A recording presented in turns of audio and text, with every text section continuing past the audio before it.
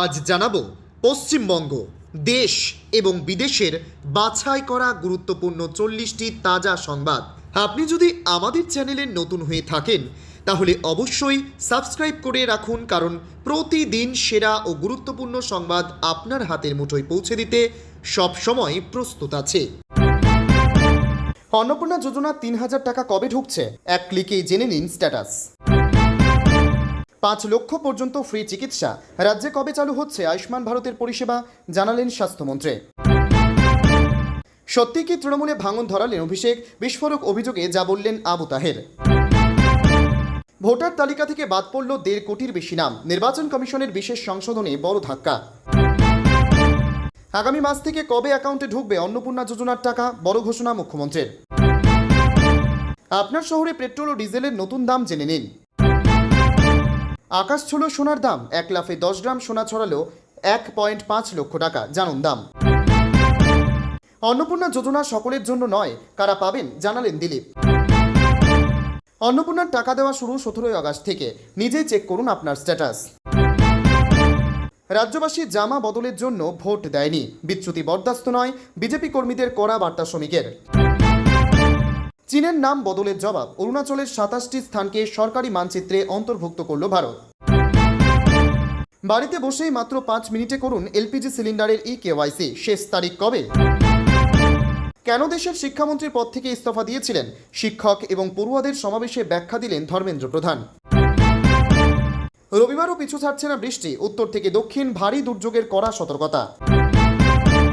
প্রিয় দর্শক, এতক্ষণ শুনছিলেন সংবাদ শিরোনাম। এবার আসছি বিস্তারিত খবরে।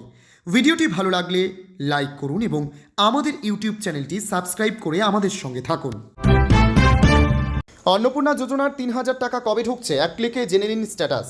চলতি মাসে অ্যাকাউন্টে এখনও অন্নপূর্ণা যোজনার টাকা না ঢোকাকে কেন্দ্র করে সাধারণ মানুষের মধ্যে তৈরি হওয়া নানান বিভ্রান্তি দূর করলেন মুখ্যমন্ত্রী শুভেন্দু অধিকারী। গত বৃহস্পতিবার নবান্নে আয়োজিত এক সাংবাদিক বৈঠকে তিনি স্পষ্ট করে জানিয়েছেন যে আগামী ১৭ আগস্ট থেকে যোগ্য মহিলাদের ব্যাংক অ্যাকাউন্টে সরাসরি অন্নপূর্ণা যোজনার টাকা পাঠানো শুরু হবে। পাশাপাশি আগামী সেপ্টেম্বর মাস থেকে প্রতি মাসের দ্বিতীয় সপ্তাহে নিয়মমাফিক উপভোক্তাদের অ্যাকাউন্টে এই অর্থ ঢুকে যাবে। এ বিষয়ে আগামী ১০ আগস্ট নারী ও শিশু কল্যাণ দপ্তরের মন্ত্রী মালতী রাভা রায়কে সঙ্গে নিয়ে একটি বিশেষ সাংবাদিক বৈঠক করবেন মুখ্যমন্ত্রী। সেখানে কিভাবে ফর্ম স্ক্রুটিনির কাজ চলছে এবং কারা এই প্রকল্পের সুবিধা পাওয়ার যোগ্য সে সংক্রান্ত সমস্ত খুঁটিনাটি তথ্য জনসাধারণের সামনে তুলে ধরা হবে। প্রশাসন সূত্রে জানা গিয়েছে আগামী ১৭ আগস্ট থেকে ভেরিফাইড বা যাচাইকৃত উপভোক্তাদের ব্যাংক অ্যাকাউন্টে ৩,০০০ টাকা করে পাঠানো শুরু হবে। তবে হঠাৎ ১৭ তারিখ কেন বেছে নেওয়া হলো? প্রশাসনিক কর্তাদের মতে সমস্ত আবেদনপত্রের চূড়ান্ত যোগ্যতা ও প্রয়োজনীয় নথিপত্র যাচাইকরণের কাজ বর্তমানে অত্যন্ত সতর্কতার সঙ্গে চলছে। শুধুমাত্র প্রকৃত উপভোক্তাদের কাছেই যাতে সরকারি সাহায্য পৌঁছায় তা নিশ্চিত করতে এই বাড়তি সময় নেওয়া হচ্ছে। মূলত যাদের আবেদন ৩১ জুলাইয়ের মধ্যে জমা পড়েছে এবং বিশেষ করে ১০ জুলাই পর্যন্ত আবেদনকারীদের ভেরিফিকেশন পর্ব সফলভাবে সম্পন্ন হয়েছে তারাই আগস্ট মাসের টাকা পাবেন। আপনার অ্যাকাউন্টে যদি ১৭ আগস্ট টাকা না আসে তবে এখনই বিচলিত হওয়ার কোনো কারণ নেই। আপনার আবেদন মঞ্জুর হয়েছে কিনা তা ঘরে বসেই অনলাইনে দেখে নেওয়া সম্ভব। যেহেতু সম্পূর্ণ প্রক্রিয়াটি ডিবিটি মাধ্যমে সঠিক আবেদন যাচাই এবং ব্যাংকের সঠিক তথ্যের ওপর নির্ভর করছে, তাই যে কোনো সমস্যায় নিকটবর্তী বিডিও অফিসে যোগাযোগ করে খুব সহজেই সমাধান করে নিতে পারেন সাধারণ মানুষ। ৫ লক্ষ পর্যন্ত ফ্রি চিকিৎসা রাজ্যে কবে চালু হচ্ছে আয়ুষ্মান ভারতের পরিষেবা জানালেন স্বাস্থ্যমন্ত্রী। বিজেপি ক্ষমতায় আসার পরেই রাজ্যে আয়ুষ্মান ভারত প্রধানমন্ত্রী জন আরোগ্য যোজনা তথা আয়ুষ্মান ভারত যোজনা চালু হওয়ার কথা ঘোষণা করা হয়। এরপর থেকে সকলের প্রশ্ন ছিল এই প্রকল্পের পরিষেবা কবে থেকে চালু হবে। এবার সেই উত্তরও দিয়ে দিলেন রাজ্যের স্বাস্থ্যমন্ত্রী শারদাত মুখোপাধ্যায়। গতকাল স্বাস্থ্য ভবনে বিভিন্ন মাঝারি ও ছোট বেসরকারি হাসপাতাল ও নার্সিংহোমের প্রতিনিধিদের সঙ্গে বৈঠক করেন রাজ্যের স্বাস্থ্যমন্ত্রী ও অন্যান্য শীর্ষস্থানীয় স্বাস্থ্যকর্তারা। এরপর স্বাস্থ্যমন্ত্রী জানান আগামী ১৬ আগস্ট থেকে বাংলায় আনুষ্ঠানিকভাবে আয়ুষ্মান ভারত প্রকল্পের পরিষেবা চালু হবে। বৈঠক শেষে শারদাত বলেন association of private hospital and নার্সিংহোমের সঙ্গে ফলপ্রসূ বৈঠক হয়েছে। ছোট ও মাঝারি বেসরকারি হাসপাতালের উন্নয়ন, উন্নত রোগী পরিষেবা, সরকার ও বেসরকারি স্বাস্থ্য প্রতিষ্ঠানগুলির সমন্বয় বৃদ্ধি ও সাধারণ মানুষের জন্য সহজলভ্য স্বাস্থ্য পরিষেবা নিশ্চিত করার নানান বিষয় নিয়ে বিশদে আলোচনা হয়। পাশাপাশি হাসপাতালে এলে সবাই যাতে দেখতে পায় এমন জায়গায় বাংলায় রেড চার্ট এবং চালু ও আপাতত বন্ধ পরিষেবার লম্বা তালিকা টাঙাতে হবে। এছাড়া প্রশাসনের নির্দেশ মতো প্রত্যেকটি স্বাস্থ্য প্রতিষ্ঠানে অগ্নি নির্বাপক ব্যবস্থা ও দুদিকে সিঁড়ির মতো মৌলিক নিরাপত্তা শর্ত মানতে হবে। সরদত্ত বলেন, আয়ুষ্মান ভারত পরিষেবায় সব বেসরকারি হাসপাতালকে এই প্রকল্পের নির্ধারিত রেটই দিতে হবে, তবে যারা NABH স্বীকৃত তাদের 10% বেশি রেট দেওয়া হবে। স্বাস্থ্যক্ষেত্রে কেন্দ্রের সুপারহিট প্রকল্পগুলির মধ্যে একটি আয়ুষ্মান ভারত যোজনা। এই প্রকল্পের বছরে 5 লক্ষ টাকা অবধি বিনামূল্যে চিকিৎসা সুবিধা পাওয়া যায়।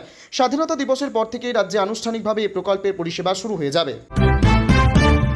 সত্যিই কি তৃণমূলে ভাঙন ধরালেন অভিষেক? বিস্ফোরক অভিযোগ, যা বললেন আবু তাহের। তৃণমূল কংগ্রেস ছেড়ে নতুন দল NCPI-তে যোগ দেওয়ার পর চাঞ্চল্যকর সব তথ্য সামনে এনেছেন মুর্শিদাবাদের সাংসদ আবু তাহের।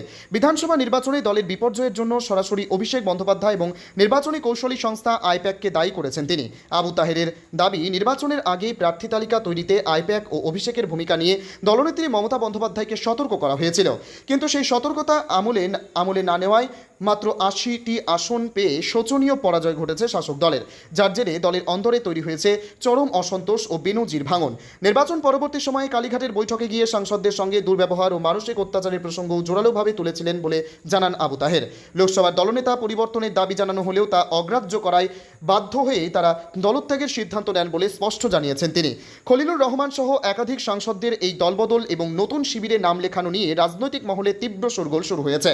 তবে বিজেপির সঙ্গে কোনো যোগ নেই দাবি করে আবু তাহের পরিষ্কার জানিয়েছেন যে তারা শুধুমাত্র ইস্যু ভিত্তিক রাজনীতিতেই অংশ নেবেন। ভোটার তালিকা থেকে বাদ পড়লে 1.5 কোটির বেশি নাম বাদ পড়ল। নির্বাচন কমিশনের বিশেষ সংশোধনে বড় ধাক্কা। নির্বাচন কমিশনের তরফে চলা বিশেষ নিবিড় সংশোধন বা স্পেশাল ইন্টেনসিভ রিভিশন এর তৃতীয় পর্বে ভোটার তালিকায় বড় কাটছাঁট করা হলো। দেশের বিভিন্ন রাজ্য ও কেন্দ্রশাসিত অঞ্চল মিলিয়ে বর্তমান ভোটার তালিকা থেকে ইতিমধ্যেই বাদ পড়েছে 1.5 কোটিরও বেশি নাম। মূলত মৃত ভোটার, ঠিকানা বদল করা বা দীর্ঘদিন অনুপস্থিত থাকা ব্যক্তিদের নাম তালিকা থেকে বাদ দেওয়ার জন্যই এই প্রক্রিয়া চালানো হচ্ছে। অন্যদিকে বাড়ি বাড়ি গিয়ে তথ্য যাচাই বা এনুমারেশন কাজ চলায় দিল্লি, পাঞ্জাব, তেলেঙ্গানা, কর্ণাটক, মহারাষ্ট্র, ত্রিপুরা এবং নাগাল্যান্ডে খসড়া তালিকা প্রকাশের সময়সীমা কিছুটা বাড়ানো হয়েছে। কমিশনের পক্ষ থেকে জানানো হয়েছে, খসড়া তালিকা প্রকাশিত হওয়ার পর এটি চূড়ান্ত নয়। তালিকায় নতুন নাম তোলার পাশাপাশি নাম বাদ দেওয়া বা সংশোধনের জন্য সাধারণ মানুষের কাছে নির্দিষ্ট সময়সীমা রয়েছে, ফলে চূড়ান্ত ভোটার তালিকায় এই সংখ্যা আরও বাড়তে পারে। এর আগে বিহার, পশ্চিমবঙ্গ, তামিলনাড়ু, উত্তরপ্রদেশ, গুজরাট সহ একাধিক রাজ্যে এই SIR প্রক্রিয়া সম্পন্ন হয়েছে।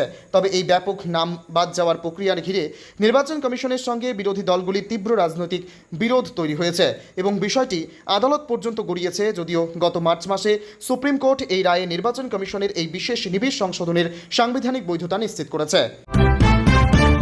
আগামী মাস থেকে কবে অ্যাকাউন্টে ঢুকবে অন্নপূর্ণা যোজনার টাকা, বড় ঘোষণা মুখ্যমন্ত্রীর।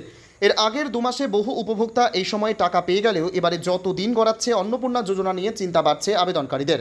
জুন জুলাইতে মাসের প্রথম দিকেই বহু আবেদনকারী নিজেদের অ্যাকাউন্টে অন্নপূর্ণা যোজনার 3,000 টাকা পেয়ে গিয়েছিলেন।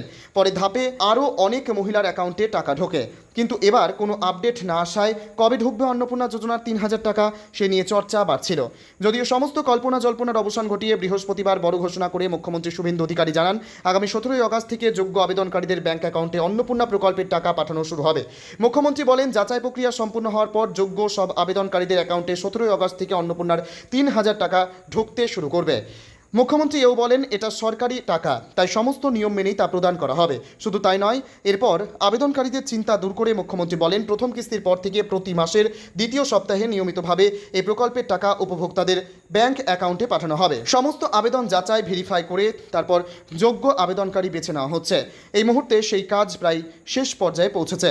11 জুলাই থেকে 31 জুলাই পর্যন্ত জমা পড়া আবেদনগুলির যাচাই করে সম্পূর্ণ প্রক্রিয়া শেষ করতে আরও কিছুটা সময় লাগবে বলে জানিয়েছেন মুখ্যমন্ত্রী শুভেন্দু অধিকারী। পাশাপাশি তিনি এও বলেছেন, যাতে এ মাসের মধ্যেই ভেরিফিকেশন সম্পন্ন হওয়া আবেদনগুলির পরবর্তী প্রক্রিয়া শুরু করা যায়, সেই লক্ষ্যে কাজ করা হচ্ছে। আপনার শহরে পেট্রোল ও ডিজেলের নতুন দাম জেনে নিন। বিশ্বজুড়ে অপরিশোধিত তেলের দামে তীব্র পতনের পর সারা দেশের নতুন পেট্রোল ও ডিজেলের দর হালনাগাদ করা হয়েছে। অপরিশোধিত তেলের দাম ব্যারেল প্রতি $82 নেমে এসেছে। তবে তা সত্ত্বেও পেট্রোল ও ডিজেলের খুচরো মূল্যে কোনো পরিবর্তন আসেনি। হরমুজ প্রণালী আংশিকভাবে পুনরায় খুলে দিতে এবং 2 থেকে 4 মাসের জন্য জাহাজ ও ট্যাঙ্কারের নিরাপদ চলাচল পুনরুদ্ধার করতে একটি সম্ভাব্য খসড়া চুক্তি নিয়ে ইরান ও ইয়েমেনের মধ্যে আলোচনা চলছে। এই কূটনৈতিক আলোচনা বাজারে যুদ্ধের ঝুঁকি কিছুটা কমিয়েছে এবং অপরিশোধিত তেলের দামে সাপ্তাহিক পতন দেখা গেছে। রবিবারও পিছু ছাড়ছে না বৃষ্টি। উত্তর থেকে দক্ষিণ ভারী দুর্যোগের কড়া সতর্কতা। বর্ষার মাঝপথে আবারও নতুন করে রাজ্য জুড়ে বৃষ্টির দাপট বাড়ার স্পষ্ট ইঙ্গিত মিলল। আলিপুর আবহাওয়া দপ্তরের সাম্প্রতিক পূর্বাভাস অনুযায়ী আগামী কয়েকদিন সমগ্র পশ্চিমবঙ্গ জুড়েই বিক্ষিপ্তভাবে বৃষ্টির এই সক্রিয় পরিস্থিতি বজায় থাকবে।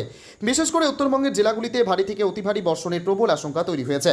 পাশাপাশি দক্ষিণবঙ্গের আকাশেও একই সাথে মেঘের ঘনঘটা ও বজ্রবিদ্যুৎ সহ বৃষ্টির সম্ভাবনা রয়েছে বলে জানিয়েছে হাওয়া অফিস। দক্ষিণবঙ্গের বাসিন্দাদের জন্য আপাতত এই স্যাঁতস্যাঁতে আবহাওয়া থেকে পূর্ণ স্বস্তির কোনো খবর নেই। কলকাতা সহ দক্ষিণের প্রায় সব জেলাতেই দিনভর মেঘলা আকাশের পাশাপাশি দফায় দফায় জল ঝরার সম্ভাবনা রয়েছে। কোথাও হালকা থেকে মাঝারি, আবার কোথাও কোনো অঞ্চলে ভারী বৃষ্টি নামতে পারে। অন্যদিকে উত্তরবঙ্গের পাহাড় ও সংলগ্ন সমতল এলাকাগুলিতে বর্ষার প্রভাব পড়বে সবচেয়ে বেশি। দার্জিলিং, কালিম্পং, জলপাইগুড়ি, আলিপুরদুয়ার এবং কোচবিহারের মতো জেলাগুলোতে অতি ভারী বর্ষণের প্রবল সম্ভাবনা তৈরি হয়েছে। এই লাগাতার অতিবৃষ্টির প্রভাবে পাহাড়ে আকস্মিক ধস নামা, পাহাড়ি রাস্তা মারাত্মক পিচ্ছিল হয়ে যাওয়া এবং নিচু এলাকাগুলিতে জল জমে যাওয়ার জোরালো আশঙ্কা প্রকাশ করা হয়েছে।